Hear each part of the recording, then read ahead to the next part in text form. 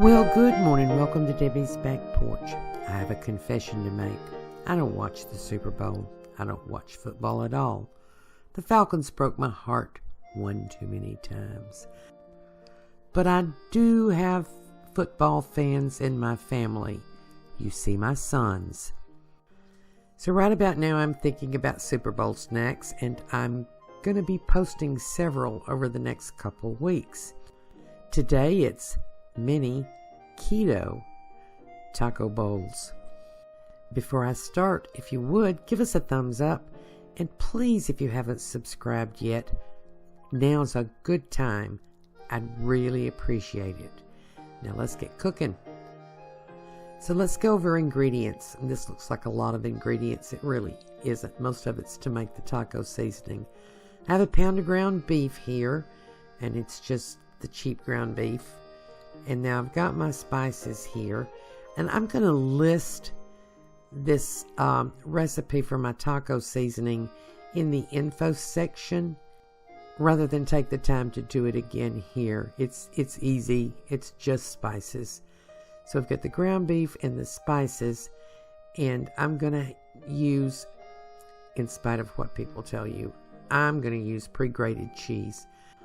I've grated my own cheese for this. The pre-grated just works better. Be sure you get the finely shredded. No, it doesn't have wood in it. It has cellulose in it, which is a naturally occurring fiber. It's in celery. I've got some cilantro over there. I'm really not going to use it. I changed my mind. I was going to use it as a garnish. I've got some finely shredded lettuce and a not bad looking grocery store tomato. I have paste pecani sauce, which is my favorite. Now, I'm just going to cook the ground beef. I'll start out with the ground beef. And you want to break it up pretty finely, because now we're dealing with very tiny little bowls. So you want to make sure that everything is pretty small. And I'm just going to brown this off a little bit. And then I'm going to spoon the grease out of it. And don't skip this step, because with the taco bowls we're going to be using, they're a little bit porous. They're not as solid as a tortilla, so you don't want the extra grease. So when we get it pretty dry, you don't have to get every single bit out, but pretty dry, I'm going to add the taco seasoning. And I'll add about a tablespoon and a half. You're going to do this to taste. My taco seasoning is not hot. It has a little bit of bite because it has some red pepper flakes in it.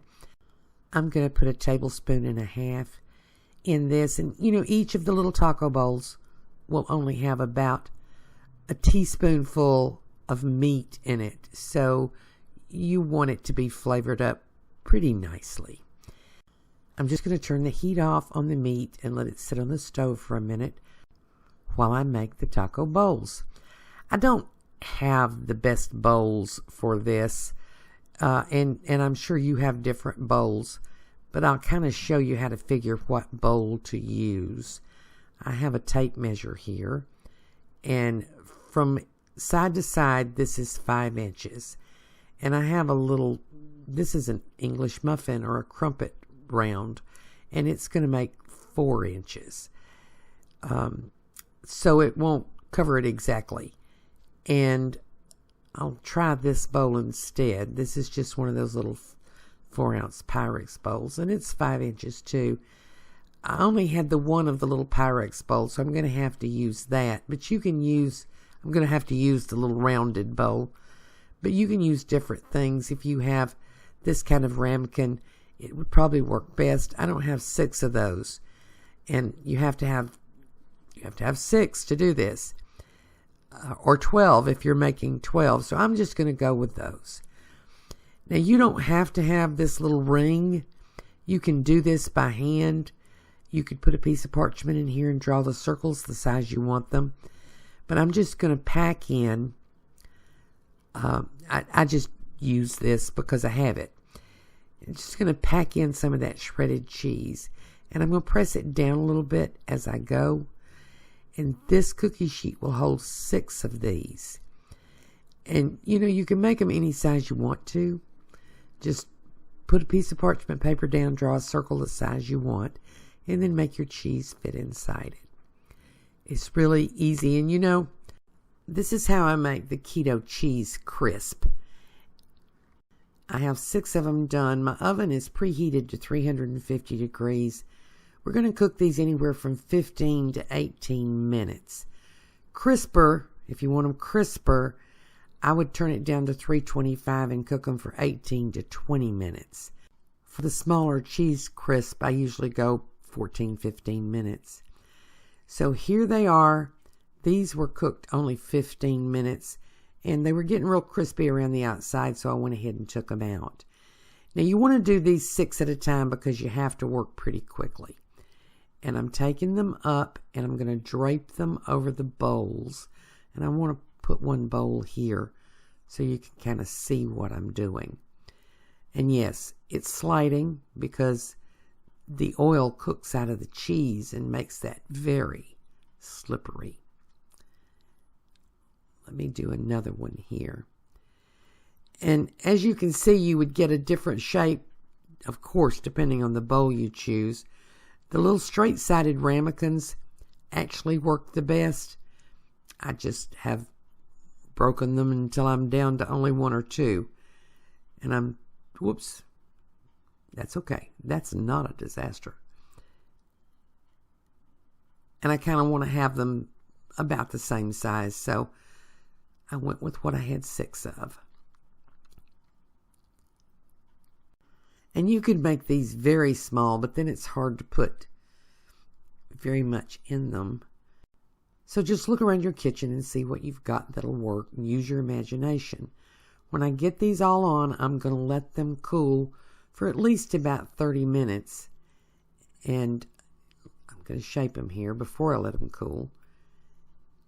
And the consistency of these is still pretty soft.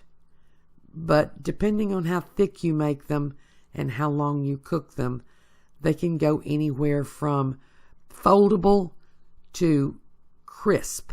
And I mean crunchy crisp. I've let them dry and I've taken the little bowls out. And some of the oil from the cheese is still in there. So you want to wipe that out. I just dab it out with a paper towel. Excuse my bandaged hand, by the way.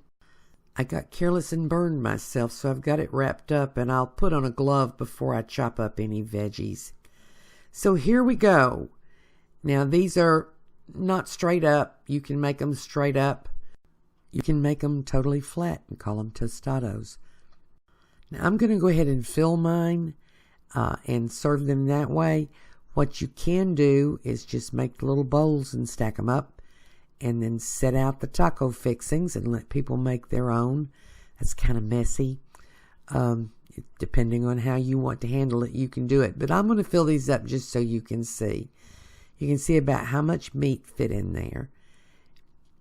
And I'm just going to put my favorite taco stuff in it. So I've chopped up some tomatoes. I'm going to put just a little bit of tomatoes in each one. This was not a bad tomato for a grocery store tomato. I can't wait until I can plant and have some real tomatoes. But these will do in a pinch, and it's hard to have real tomatoes in February anyway. So I've got the tomatoes in there, and I've got a little bit of this chopped up green onion. You can use regular onion. You can use chives. And then I think I'm going to add a little more cheese because, cheese. And if you're eating keto, you eat a lot of cheese. And that's a good thing. And let me just tell you, I'll urge you, if you're making Super Bowl snacks, keep your keto friends in mind. It's really hard to go have a good time if everybody else is munching on chips and you don't have any chips.